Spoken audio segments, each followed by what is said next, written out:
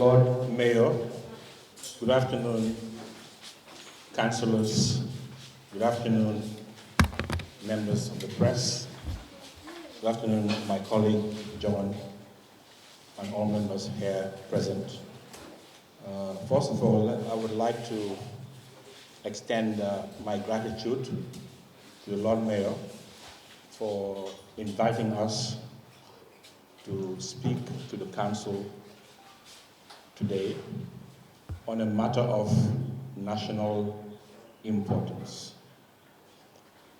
Let me say that this morning I woke up to the news that there were paramilitary or PIU police at the KMC, purportedly on the instructions, purportedly I would say, on the instructions of the executive on a matter that was being dealt with by the competent authorities, that is the KMC internally, and the Ministry of Interior.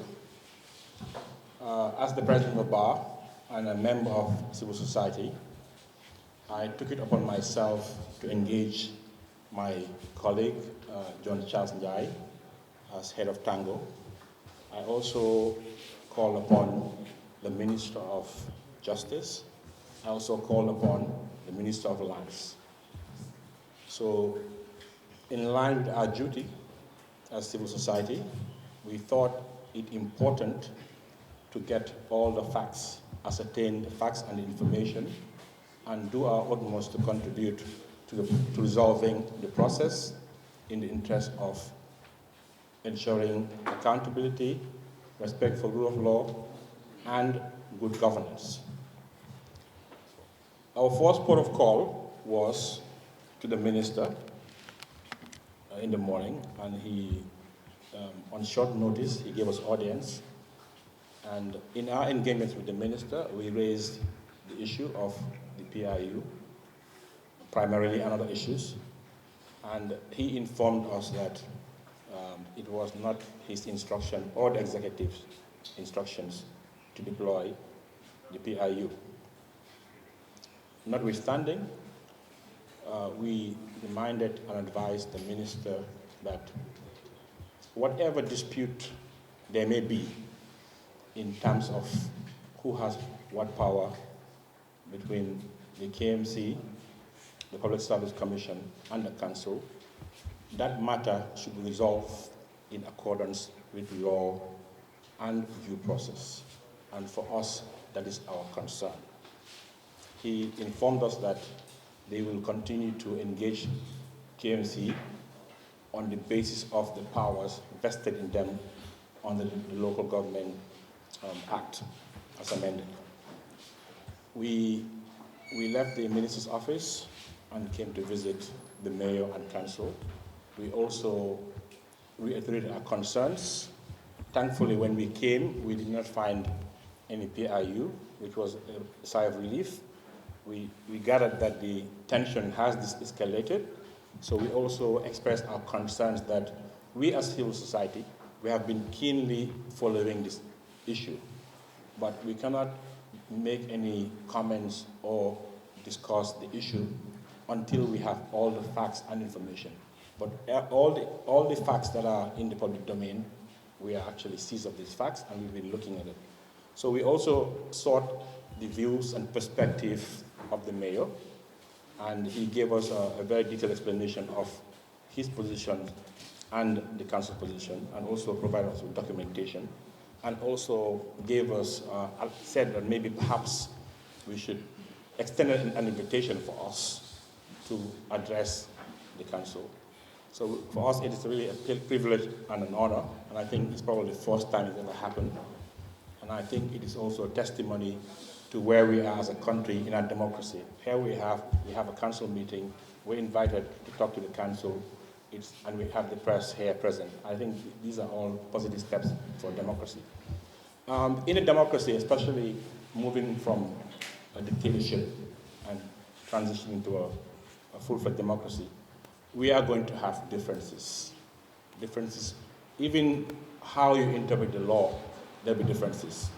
It is not up to me, Salieu, to say who is right or wrong under the law, because that is the job of the court. But I would like to appeal to all parties, that is the ministry, the council, and the mayor, in resolving differences and disputes, to do so with decorum and respect and in accordance with the law. And I think that is what we expect in a new Gambia. That is why we are even standing here having this discussion. In the Gambia before, this discussion would not have happened. In the Gambia before, the PIU would have taken over KMC. But I think the fact that cool heads have prevailed and all parties are guided by their wisdom and conscience and supreme interest of the Gambian people to look at the issues with objectivity and advise themselves accordingly and be guided by the law.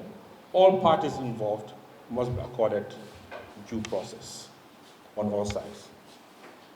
The inspectors have a right to come and inspect, and in doing so, they must also do so in accordance with the law.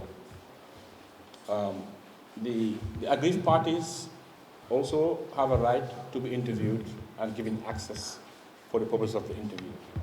And the aggrieved parties, on all sides, anybody who believes that perhaps your rights are violated, there's a place to go to resolve that dispute. That is the court of law.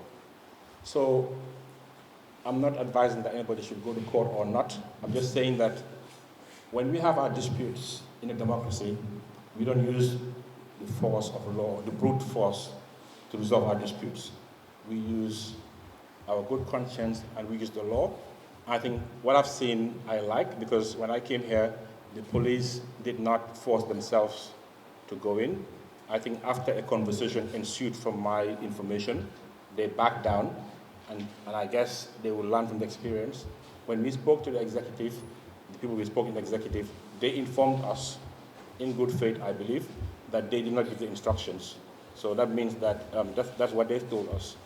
And today, where the mayor and his team have given us the information that they have, and I believe that you will continue with your investigation, looking at all facts impartially, and then hopefully, in the process, we ensure that there's accountability, there's due process, and there's respect for law.